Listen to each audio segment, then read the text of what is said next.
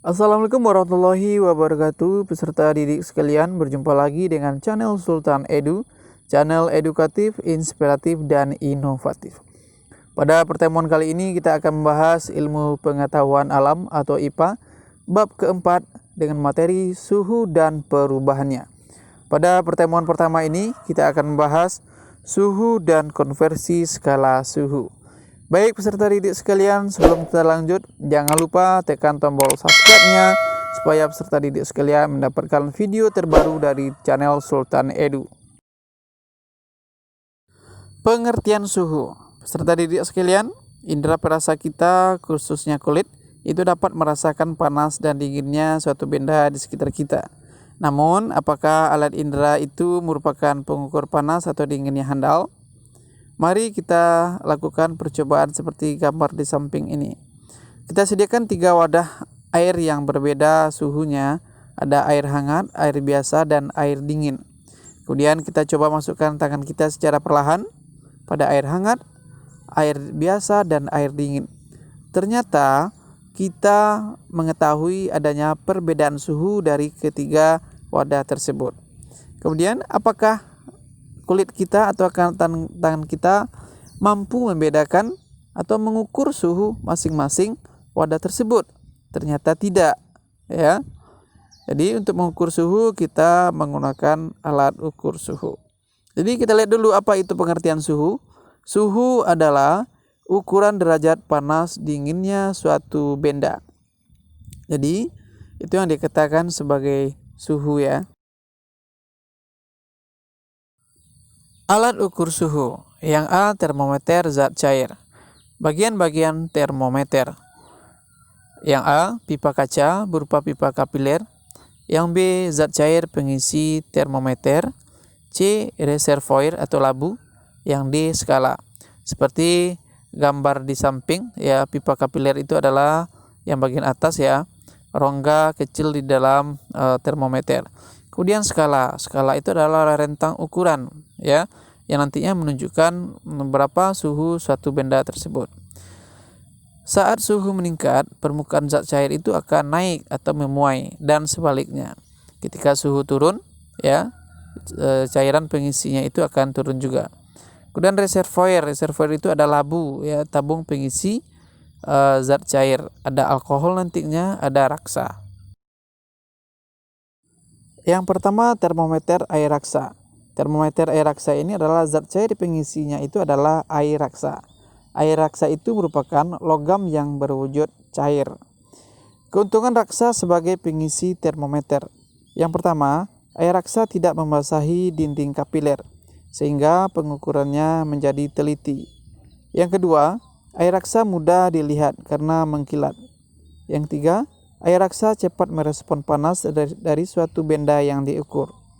Yang keempat, jangkauan suhu cukup lebar karena raksa membeku pada suhu min 40 derajat Celcius dan mendidih pada suhu 360 derajat Celcius. Yang kelima, volume air raksa berubah secara teratur. Kemudian ada juga kelemahannya, ya, kelemahan raksa sebagai pengisi termometer. Yang pertama, air raksa harganya mahal. Yang kedua, air raksa tidak dapat digunakan untuk mengukur suhu yang sangat rendah karena raksa membeku pada min 40 derajat Celcius. Yang ketiga, air raksa termasuk zat yang beracun sehingga berbahaya jika tabungnya pecah.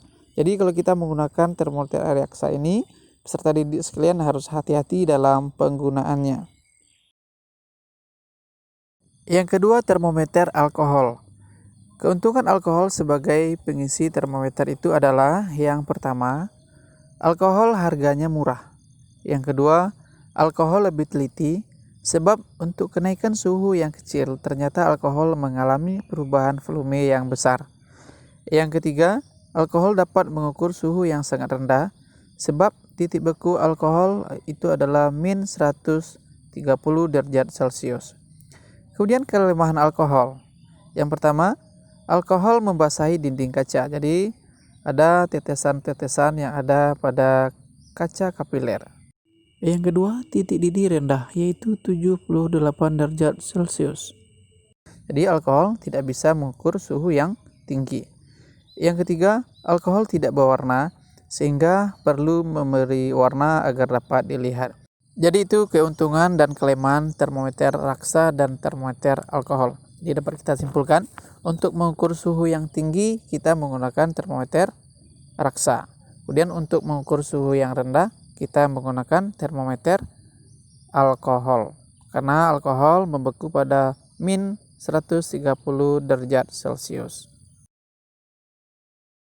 Beberapa contoh termometer zat cair. Yang pertama itu adalah termometer laboratorium. Bentuknya panjang dengan skala dari min 10 derajat Celcius sampai 110 derajat Celcius. Menggunakan raksa atau alkohol. Yang kedua, termometer suhu badan. Termometer ini digunakan untuk mengukur suhu badan manusia. Skala yang ditulis antara 35 derajat Celcius dan 42 derajat Celcius. Pipa di bagian bawah dekat labu dibuat sempit sehingga pengukuran lebih teliti akibat raksa tidak segera turun ke labu atau reservoir. B. Termometer bimetal. Termometer bimetal menggunakan kepingan logam sebagai bahan untuk menunjukkan adanya perubahan suhu. Dengan prinsip logam akan memuai jika dipanaskan dan menyusut jika didinginkan. Kepingan bimetal berbentuk spiral dan tipis. Semakin besar suhu, kepingan bimetal semakin melengkung dan menyebabkan jarum penunjuk bergerak ke kanan ke arah angka yang lebih besar. Jika suhu turun, jarum penunjuk bergerak ke kiri ke arah angka yang lebih kecil. Ini contoh termometer bimetal. C. Termometer kristal cair. Termometer kristal cair yang warnanya dapat berubah jika suhu berubah. Kristal ini dikemas dalam plastik tipis untuk mengukur suhu tubuh, suhu akuarium, dan sebagainya. Jadi prinsipnya adalah kristal ini akan mengalami perubahan warna apabila terjadi perubahan suhu, seperti gambar yang di bawah ini.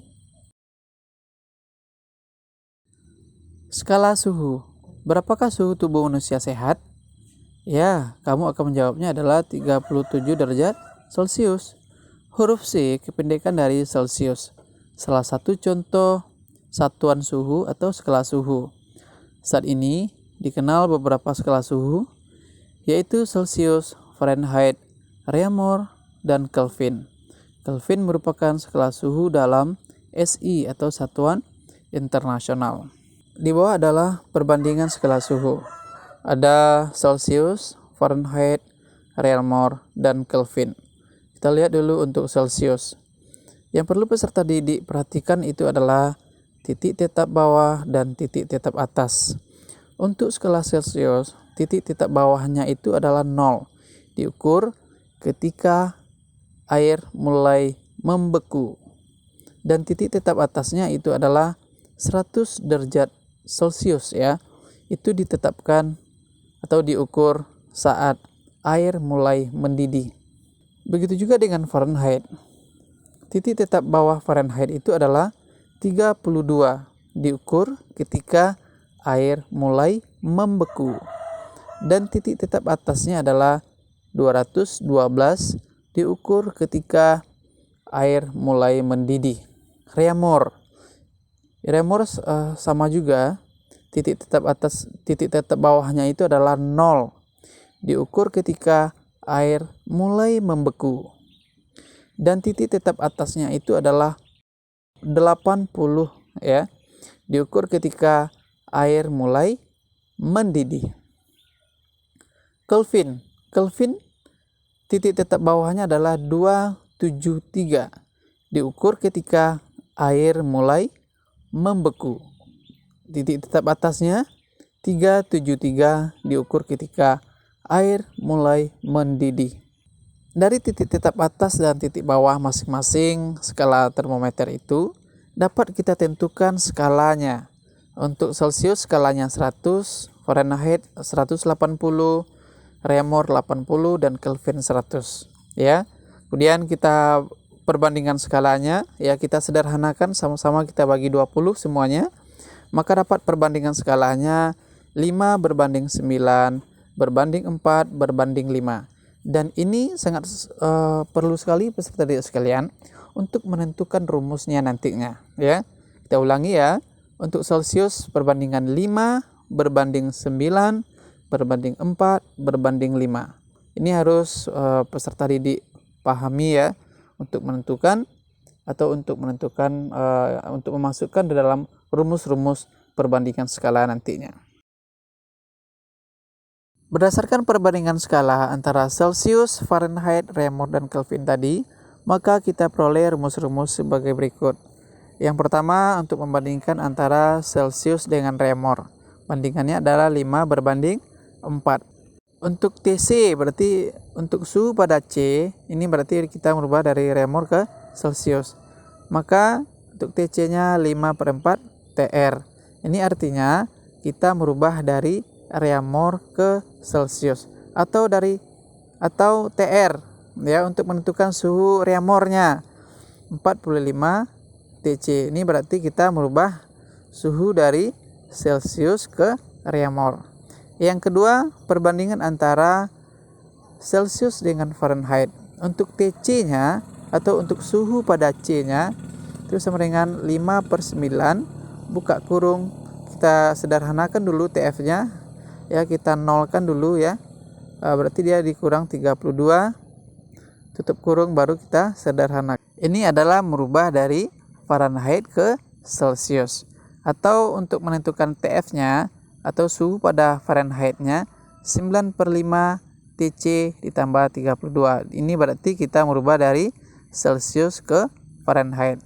Yang ketiga, Reaumur dengan Fahrenheit sama dengan Celsius ke Fahrenheit tadi. Perbandingannya adalah 4 berbanding 9.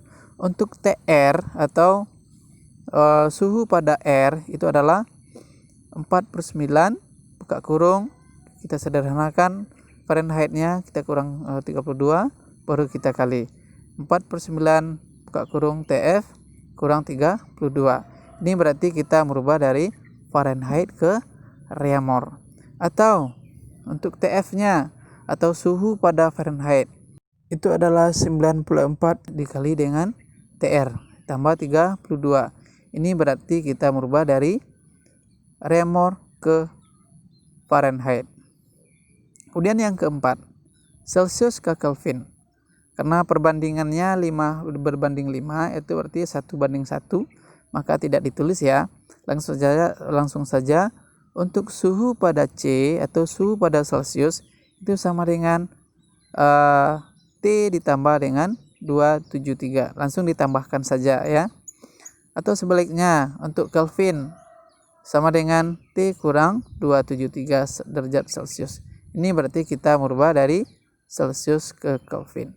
Semoga peserta didik sekalian memahami rumus-rumus ini. Dari mana rumus ini didapat? Itu dari perbandingan skalanya tadi antara Celsius, Fahrenheit, Reaumur, dan Kelvin. Contoh soal yang pertama, tentukanlah 45 derajat Celsius itu sama dengan titik Fahrenheit. Jadi kita merubah dari Celsius ke Fahrenheit. Jadi kita memakai rumus yang kedua, TF ya. TF-nya rumus kedua 9/5 TC tambah 32. Maka kita selesaikan dulu yang kali 9/5 dikali 45 tutup kurung tambah 32. Hasilnya adalah 113 derajat Fahrenheit.